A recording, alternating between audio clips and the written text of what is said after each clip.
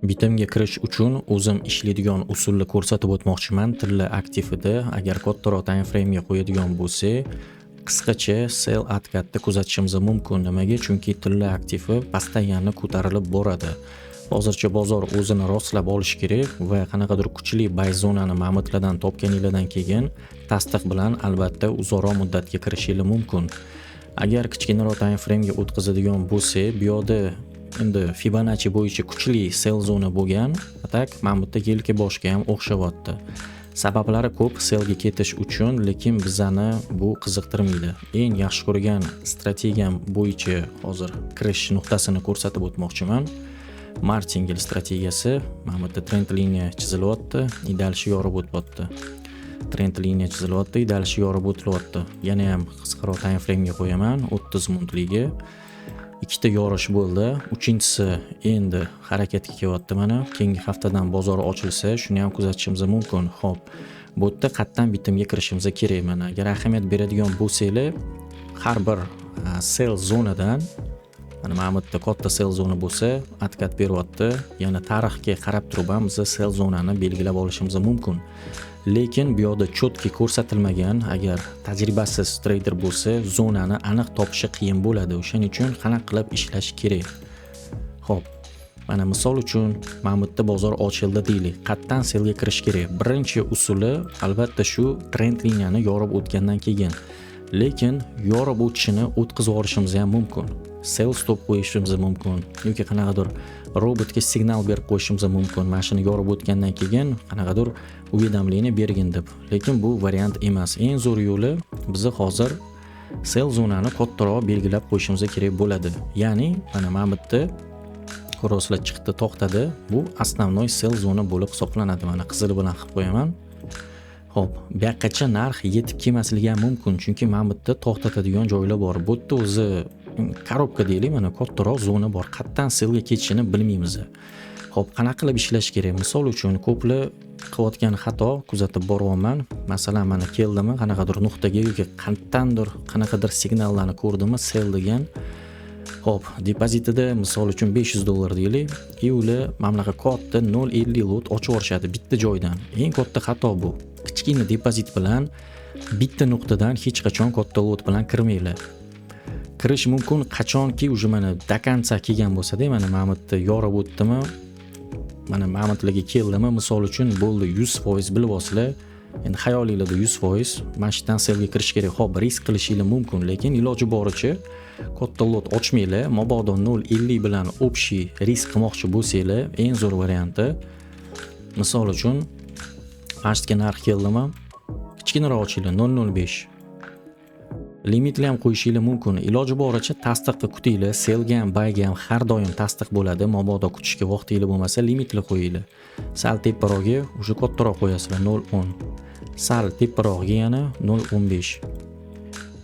Spreadlarni inobatga olgan holda, agar sell zonanglar mashitda bo'lsa, mana bu yerda stop loss qo'yadigan joyga eng katta lotinglarni qo'yishingiz mumkin. Masalan, 0.20 bo'ldi.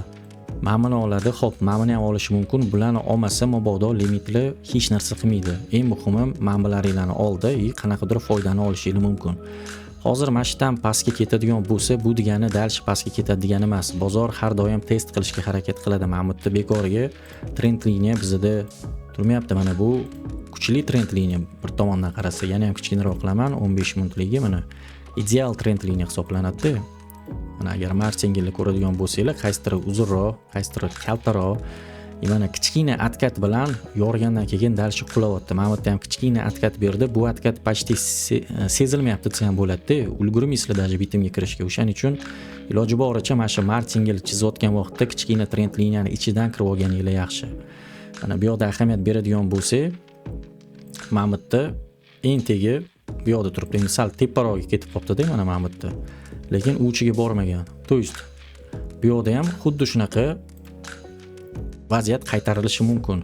Mamutga yetib bormagan, to есть bu ham mashitga yetib bormasdan turib tarix takrorlanadi deyiladi-yu. Mana bu yoqda zona bor, to'g'ri, lekin aniq zonani hozir topish qiyin.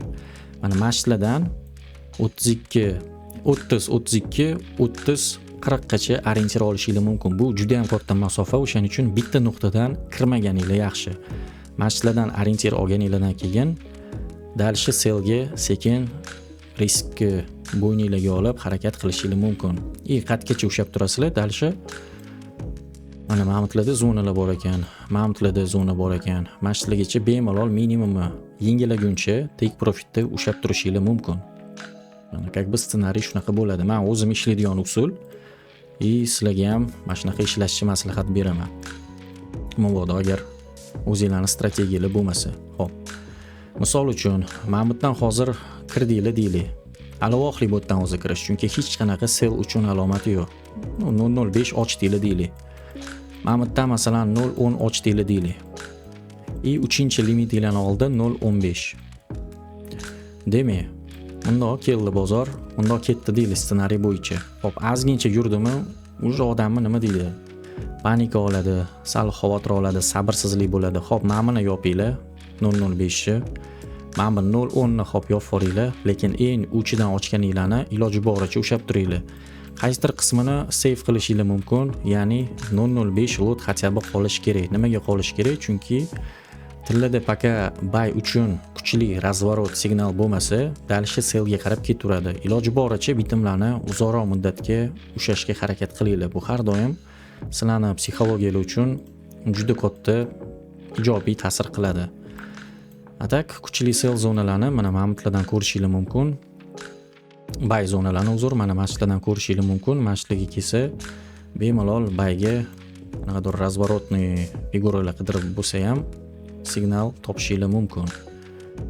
Hop, bitimga kirishni ko'rdinglar, iloji boricha bitta nuqtadan katta lot ochib yormanglar.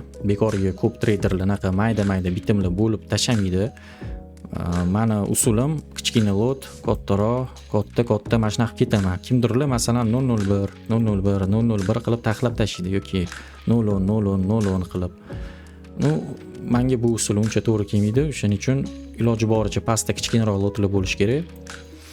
Tepada yana dalifga qilamiz, ya'ni iloji boricha qulayroq narxdan sotamiz yoki sotib olamiz, farqi yo'q. Buyga ham, sellga ham bir xil sistema ishlanadi. Iloji boricha eng qulay narxda biz uchun masalan sotish eng qulay narx mamut bo'lyapti 30-40. Mashqdan уже kattaroq lotni ochib olaverasizlar-da. Chunki hech kim garantiya bermaydi mamutdan narx qaytishiga. Patolog mashqda olasizlar, stop lossinglar уже mana mashqlarda bo'ladi. O'xshasa o'xshadi bitiminglar, o'xshamasa necha kengasi o'xshaydi. Hop, video foydali bo'lgan bo'lsa, iltimos like, hammaga omad.